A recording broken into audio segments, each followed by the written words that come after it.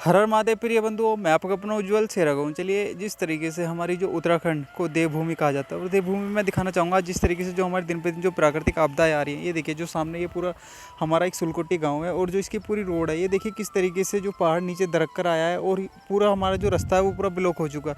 इसके कुछ ही दूरी पर मैं उधर भी दिखाना चाहूँगा, जो कुछ ही मतलब ये गाँव है ना। मतलब प्राकृतिक अगर देखिए एक किसी तरीके से जिस तरीके से हमारा यहाँ आया है, अगर ये थोड़ा सा और हमारा आगे होता तो शायद आज ये पूरा गांव हमें देखने के लिए नहीं मिलता। तो कहीं ना कहीं जो हमारे दिन पे दिन उत्तराखंड में जो हमारी प्राकृतिक के साथ छेड़खानी चल रही है ना, जिस तरीके से कहा जाता है जो देवभूमि, देव मतलब देवों की भूमि। तो कृपया करके जिस तरीके से मैं फिर कहूँगा कि ये हमारी जितनी भी ये सब आपदाएं वगैरह हैं, ये सब गरीबों के लिए आपदाएं बनती हैं, लेकिन जो कुछ चंद पैसे हैं उनके लिए अवसर बन जाती हैं, है ना। अवसर इसलिए बनती हैं ताकि इससे जो हमारा मटेरियल होता है वो आगे जाके कहीं ना कहीं इसको मतलब एक पैसे में कन्वर्ट करके उससे अपना मुनाफा ले लिया जाता है। जैसे कि जो हमारा उत्तराखंड क्षेत्र है, मैं कहूँगा जो हमारा सहस्त्रधारा ये क्षेत्र है, ये एक पूरा खनन का क्षेत्र है। जिस तरीके से यहाँ दिन पे दिन तेज़ी से हमारी जो रोडी हो गई, बजरी हो गई, जो प्राकृतिक की एक तरीके से जो हमारी बहकर आती हैं, तो जिस तरीके से जो उत्तराखंड सरकार है वो हमेशा हमारी घाटे में रहती है। तो अगर इस चीज़ पे एक ऐसा रूल बना दिया जाए, एक आयोग बना दिया जाए या इसे अपने नियंत्रण में लेके काम किया जाए, तो हमारी कहीं ना कहीं इससे एक काफ़ी हद तक मुनाफा होगा। और ये देखिए, आज जो स्थानीय है, जो हमारे नेताजी होंगे या जो हमारे जिला पंचायत सदस्य होंगे, उनके माध्यम से ही हमारा रास्ते का भी काम चल रहा है। और ये देखिए जो हमारा पूरा पहाड़ है, ये देखिए किस तरीके से जो नीचे पूरा दरक कर आ गया है। और इसमें मैं आपको बताऊं, इसमें जान मान की हालत तो कोई नहीं, लेकिन जैसे मैं एक चारों तरफ का व्यू दिखाना चाहूँगा कि उत्तराखंड को जिस तरीके से ये देखिए, जो चारों तरफ कितनी हरी भरी हरियाली है ना। जिस तरीके से हमारी इसे यूं ही देवभूमि नहीं कहा जाता, इसे यूं ही मैं अगर बात करूं तो पहाड़ों की रानी इसलिए नहीं कहा जाता, है ना। जिस तरीके से आज हमारे उत्तराखंड की जो गौरव है ना, वो यही चीज़ है जो हमारी प्राकृतिक होगी, जो हरियाली हो गई, यही चीज़ हमारी है। लेकिन आज दिन पे दिन जिस तरीके से जो हमारा मनुष्य है वो कुछ अपने स्वार्थ के लिए, आज ये देखिए कितना एक भयंकर नज़ारा हमें देखने के लिए मिल रहा है ना। और नीचे तक जो पूरी एक नदी है उसमें ये मलबा आ चुका है। भविष्य में ये किसी भी एक कोई बड़ा हादसा का रूप ले सकता है, एक बड़ी त्रासदी का रूप ले सकता है। कृपया करके हमारे उत्तराखंड की देवभूमि की जिस तरीके से जल, जंगल और ज़मीन को लेकर पहचाना जाता है, कृपया करके इस देवभूमि का गौरव नष्ट ना करें, वरना भविष्य में हमें इससे बड़ी त्रासदी देखने के लिए मिल सकती है। यही वो एक मैं कारण दिखाऊंगा जिस तरीके से हमारी सरखेत में भी एक बहुत बड़ी आपदा बनी, और उसके बाद जैसे हमारी मतलब आसपास के जितने भी क्षेत्र थे उनमें सब एक बड़ी त्रासदी का कारण बनी। चलिए, हमारी जो गांव में अपनी सुचारू रूप से अपनी ज़िंदगी चलाने के लिए होती है, ज़्यादातर लोग बाग अपनी गाय पालते हैं, गाँव में भैंस पालते हैं, है ना। और क्या नाम है, अपनी सब्जियां खेती वगैरह करते हैं। आज ये देखिए जो पूरा रास्ता है वो पूरा ब्लॉक हो चुका है और पता नहीं ये रास्ता कब तक खुलेगा। हालांकि हमारी जेसीबी वहाँ लगी हुई है, मैं दिखाना चाहूँगा, थोड़ा फोकस करना चाहूँगा। हालांकि हमारी जेसीबी लगी हुई है, लेकिन एक कहीं ना कहीं हमारी मानवीय आपदा के कारण, मतलब जो मानव के द्वारा जो प्राकृतिक के साथ छेड़खानी हो रही है, तो कहीं ना कहीं ये हमारी मतलब त्रासदी जो उत्तराखंड में जो मैं कहूँगा एक प्राकृतिक आपदा का कारण बन रही है। जो ये हमारी जो मैं कहूँगा एक प्राकृतिक आपदा है ना। और ये इनका भी अपना गांव इन्हीं के पास में है, थोड़ा हम इनसे जानने का प्रयास करेंगे, क्या लग रहा है। ये तो दिव्य आपदा है जो खनन होने के कारण है। कहीं भी करोगे तो उसी हिसाब से कहीं पे मलबा गिरेगा, कहीं पहाड़ टूटेंगे, इस तरह होता रहेगा। उत्तराखंड में पहले भी लोग रहते थे क्या? पहले भी कभी ऐसा माहौल देखने के लिए मिला?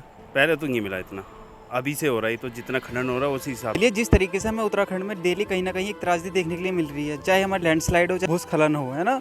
और ये देखने के लिए मिलेगा। आज जो स्थानीय लोग, हम थोड़ा इनसे जानने का प्रयास करेंगे, अब से पहले भी उत्तराखंड में किस तरीके की स्थिति थी और अब धीरे धीरे क्या क्या स्थिति देखने के लिए मिल रही है, क्या कहना चाहोगे? क्या आज ये जो हमारी ये सिलकोटी जो सरोना मार्ग है, क्या देखने के लिए मिल रहा है इस पर? ये देखो, ये एक लैंडस्लाइड हो गया, बहुत बड़ा पहाड़ दरक गया। तो भगवान का शुक्र है कि कोई जान माल की हानि नहीं हुई, सड़क थी नीचे, कोई लोग चल नहीं रहे थे उस समय। और ये क्लाइमेट चेंज हो रहा है, प्रकृति का है, कहीं ना कहीं कुछ नुकसान हो ही रहा है। क्या लग रहा है कि कहीं ना कहीं, जैसे मैंने अभी सरखेत में भी बात की, तो उन्होंने ये कहा कि मानवीय आपदा जिस तरीके से प्रकृति के साथ छेड़खानी कर रहा है, तो कहीं ना कहीं इसी का एक रूप ले रही है हमारी प्राकृतिक आपदा, देवी आपदा। आपको क्या लग रहा है? जी बिल्कुल सही बात है, क्योंकि हम प्रकृति से छेड़छाड़ करेंगे, रोज़ ही छेड़ते रहेंगे, तो अब प्रकृति ने अपना रूप दिखाना ही है। एक ना एक दिन कहीं पहाड़ खोद रहे हैं, कहीं सुरंगें बना रहे हैं, कहीं डैम बना रहे हैं, कहीं पेड़ काट रहे हैं, कुछ ना कुछ हो ही रहा है।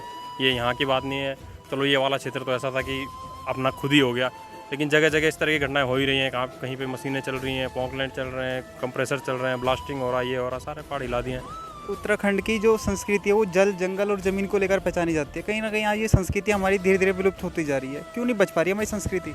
तो जी, संस्कृति अब हर किसी को कुछ है ही नहीं कि संस्कृति का बचाना है या अपने सांस्कृतिक कार्यक्रम करने हैं या बच्चों के अंदर वो सीख देनी है, कुछ भी नहीं है।